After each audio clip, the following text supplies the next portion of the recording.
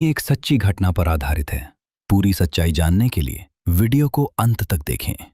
मई का आखिरी हफ्ता। आसमान में काले घने बादलों ने डेरा जमा लिया था। हाँ आकाश, बोल भाई, इतनी रात को कैसे याद किया? भाई, खिड़की से बाहर देखा तूने? मॉनसून की पहली बारिश शुरू हो गई है यार। मिट्टी की खुशबू आ रही है। भाई, यही तो सही समय है बाइक राइड्स के लिए। और सबसे बेस्ट चीज, कल सैटरडे और संडे भी है। ऑफिस की कोई टेंशन नहीं। चल बुलेट निकालते हैं और कोकन की तरफ एक छोटी सी नाइट राइड मारते हैं। आकाश, तू पागल हो गया है क्या?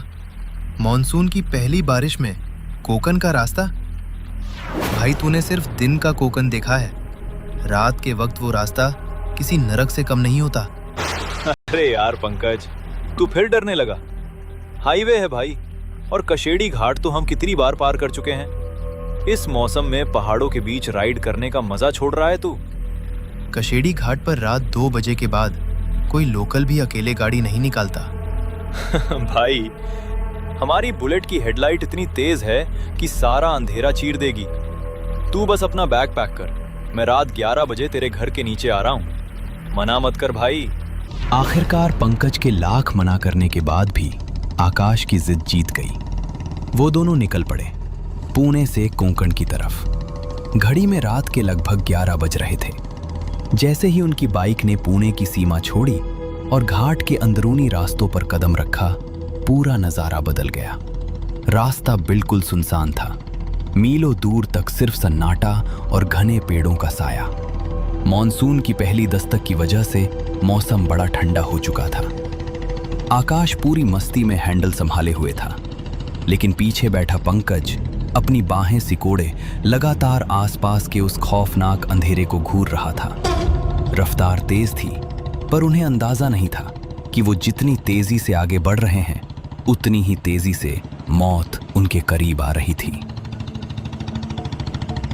भाई पंकज, एक बात बता, क्या तू घर से खाना खा के आया था?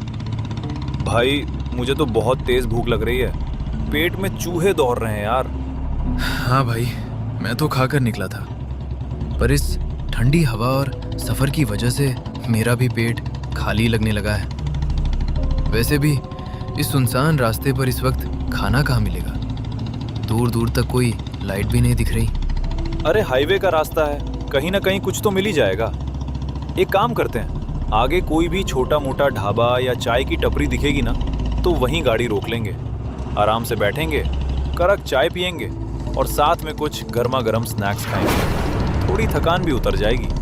हाँ भाई, ये ठीक रहेगा। वैसे भी इस सन्नाटे में लगातार बाइक पर बैठे बैठे मेरी पीठ अकड़ गई है। तू बस गाड़ी संभाल के चला, और जैसे ही कोई लाइट दिखे वहीं रोक लेना।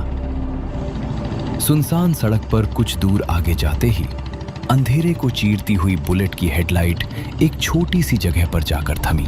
दुकान के अंदर एक बूढ़ा आदमी, जिसकी आंखें गहरी और चेहरा झुर्रियों से भरा था। अरे बाबा, शुक्र है आपकी दुकान खुली थी, वरना इस घाट पर तो जान निकल जाती। क्या है आपके पास खाने के लिए? कुछ गर्मा गर्म मिलेगा?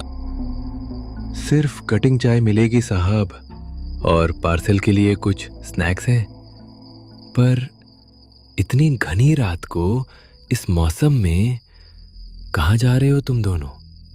अरे बाबा, हम पुणे से आ रहे हैं, कोकन की तरफ जा रहे हैं। मॉनसून की पहली बारिश का मजा लेने निकले हैं। कोकन का नाम सुनते ही उस बूढ़े चाय वाले के हाथ जैसे वहीं जम गए।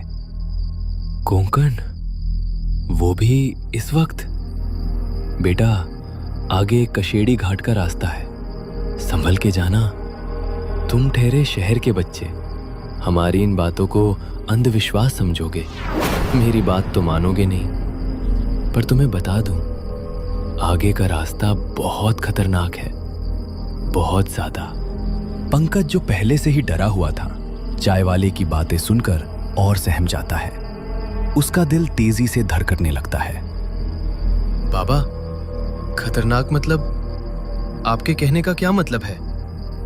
रास्ता खराब है या कुछ और बात है? आप हमें डरा क्यों रहे हो? डरना जरूरी है बेटा। मैंने कहा ना, आगे घाट का रास्ता है। बहुत एक्सीडेंट होते हैं वहाँ। और वो एक्सीडेंट क्यों होते हैं जानते हो?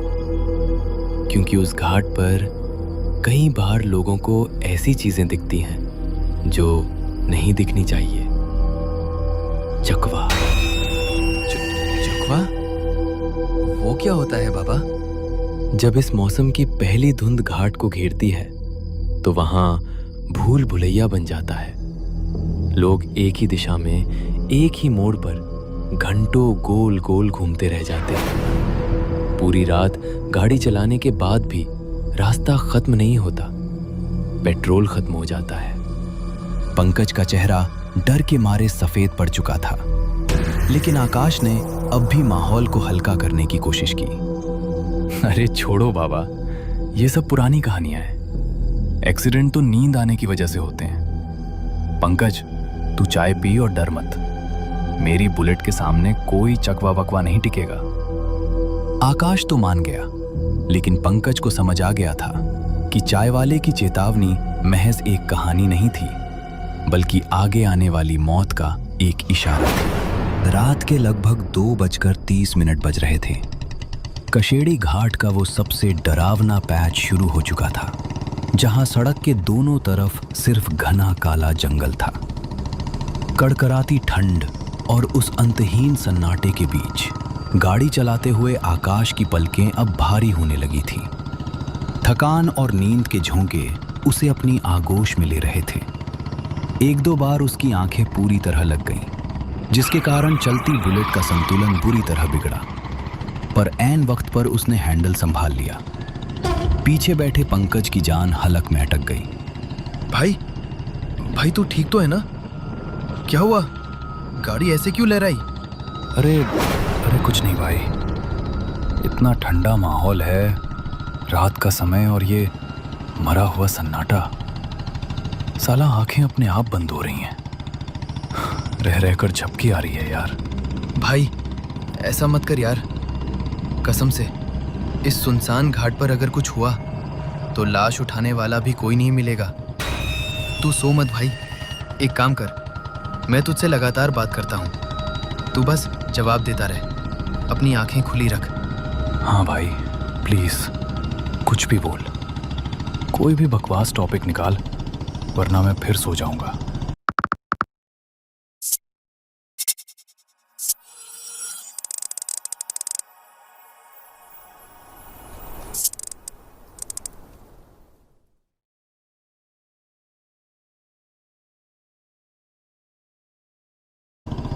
याद है तेरी वो एक्स गर्लफ्रेंड रिया? साला आज याद आ रहा है वो कितनी अजीब अजीब और फालतू चीजों पर तुझसे बहस करती थी। भाई उसका नाम मत ले इस रात में। पर हाँ यार, वो सच में पागल थी। छोटी छोटी बातों पर जो रायता फैलाती थी ना वो। भाई रायता नहीं, वो तो टॉर्चर था। याद है वो दिन जब तू मेरे साथ गेम खेल रहा था और उसका मैसेज आया? तूने सिर्फ 2 मिनट लेट रिप्लाई किया और उसने पूरा आसमान सिर पर उठा लिया कि मैसेज का तुरंत रिप्लाई क्यों नहीं किया?